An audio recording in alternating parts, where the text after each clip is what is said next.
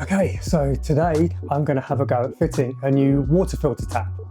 So we had one in our previous house, but since we moved in, we've just been using a Brita water filter jug, and the amount of water we drink, it's been driving me absolutely nuts. So I bit the bullet and decided to buy a water filter tap that today I'm going to try and fit into our shonky pipework that we've got in this house, and let's see if we can get it working. So there are lots of different water filter taps on the market, and I decided to go for the Brita MyPure P1 system. Now it looks like someone's coming to bring more seeds into the dining room. Like as hard as I try to Tubers. As I try to get our dining room back, we keep end up getting more and more plants going in there. Okay, so the reason why I chose this system over some of the other systems on the market is because this is from a known brand. This isn't sponsored, by the way, but Brita have got quite a bit of experience of building water filter systems. This is the kind of system that you'd see in a commercial environment connected to water taps and coffee machines and that kind of stuff. So I know this is going to last, and when we have a look at the kit, you'll see that it's really well built and really well put together.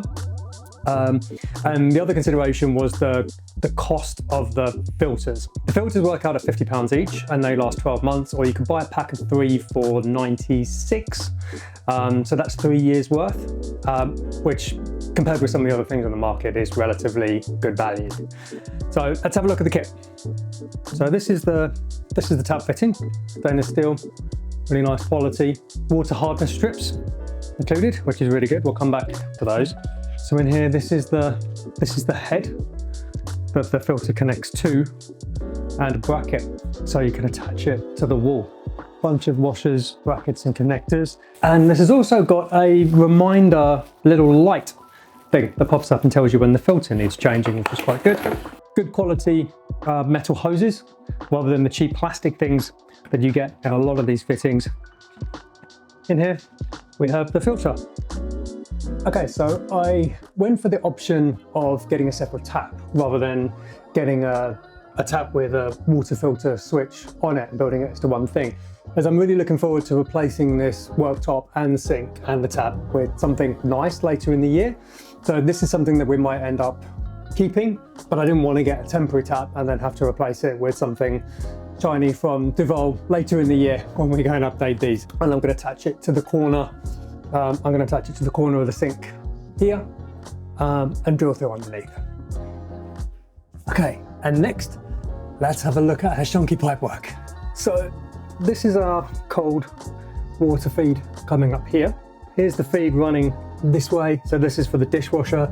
So the first thing that I found that's going to make things a little bit difficult is above this compression isolation valve, the flexible hoses that are connected to the taps are actually compression fittings. So that means the pipe itself connects to the end of the copper pipe with an olive in it, and the seal is made as you tighten those and compress them together. Problem is that's not going to work with our fitting that we've got the T valve that we need to put in. So, what we get in the kit is a 3/8 by 3/8 fitting.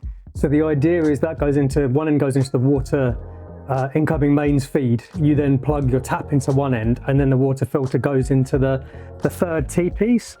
As I mentioned, our fittings in the UK are generally 1/2 inch. So thankfully, there's a couple of plastic adapters that we can add on either end. But the problem is, with that compression fitting, there's no way we can reattach that to the pipe. So what I've got a compression 90-degree elbow. So I can put that on the end of the pipe and then plug our adapter in here. Hold on, let me get out from under the sink and I'll show you what I'm trying to do. Okay, so here's the fitting that we've got. Here are the two adapters. I'm going to use this as an example. And then I'll plug my existing tap feed into this end. And at the bottom, I can plug the new flexible hose to the water filter tap. What could possibly go wrong? Mistake this deal. Oh, it's fine. If it doesn't fit, then I don't know, we can just put a bit of filler on it, or, you know, something just to stop all the water peeing under the sink. We'll be fine. Okay, and the tools we need for this job. A couple of spanners, a drill. The extra piece I had to buy was a 15mm drill bit for metal, which is something I don't have today. Spacing wrench, PTFE tape. Anytime you're dealing with stuff with threads, it's always good to put that on. Okay, so the tap's gonna fit here in the middle. And as we've got a pretty large drill bit to drill the hole, what I'm gonna do, I'm just gonna create a center punch. So I can kind of fit it roughly where I want it and try and get that in the middle. So when I'm drilling, the drill isn't kind of going all over the place. So I can try and keep it where I want it. I don't know whether it's gonna work, but I'll give it a go.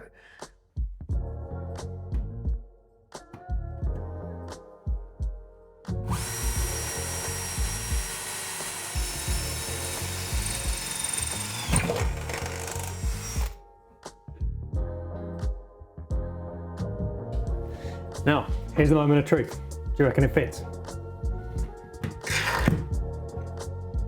Oh, look at that. Perfect. I think putting it that way around, so then it's parallel with those ones. Yeah, I think that's going to work. Okay, so next I've got the piece that goes directly under the sink, and then the washer, and then the locking nut, and then the bolt. And this is where I realised that I've made some fundamental flaw that don't fit.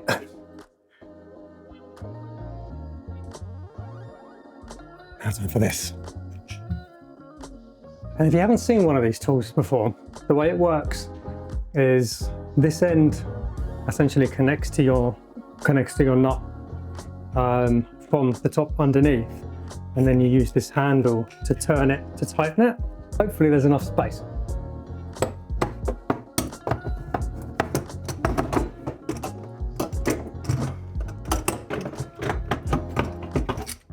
No, there's definitely not enough space.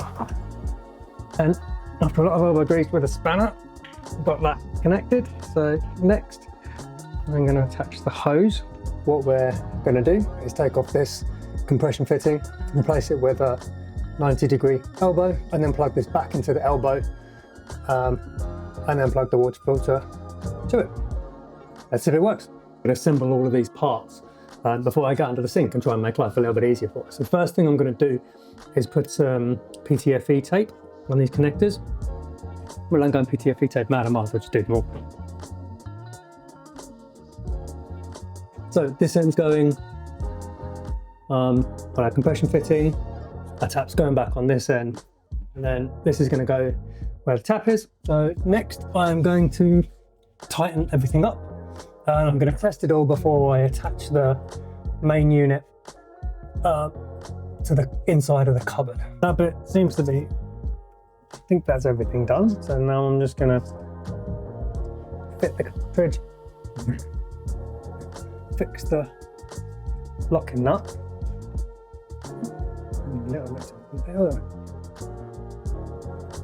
And then I'm going to open the water and see if anything leaks. Fingers crossed. Oh crap. So, slight change of plan. The out-of-the-box connectors that I got just don't stop leaking. It looks like the elbow joint that I bought isn't compatible with the plastic half inch to 3/8 adapter. And it just keeps leaking. It looks like I need a gasket, but there's no way to put a gasket in there. So heading back to Screwfix now, I'm going to get a push fit T connector, add an extra piece of copper in, and then I'm going to buy a compression 15mm connector to 3/8 to connect into the filter. So a little bit more of a robust fitting.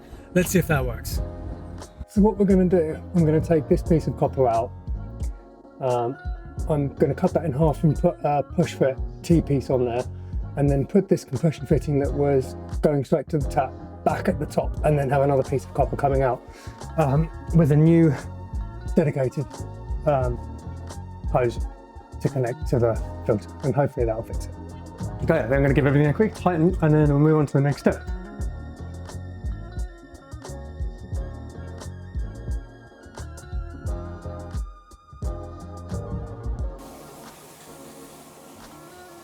Alright, that's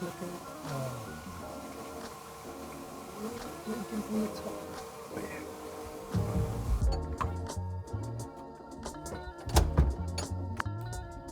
Yep, looks like that's got it.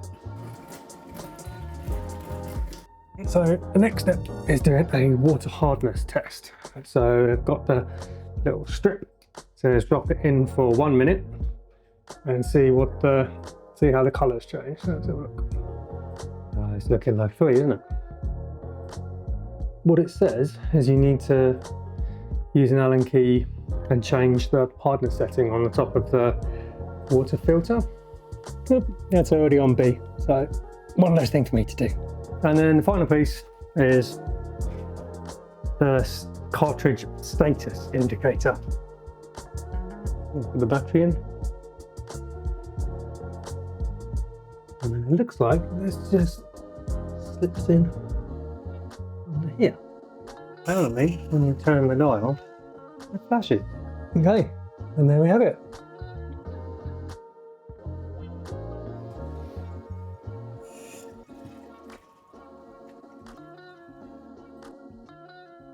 Well, that is so much easier than waiting for a filter bottle to fill up.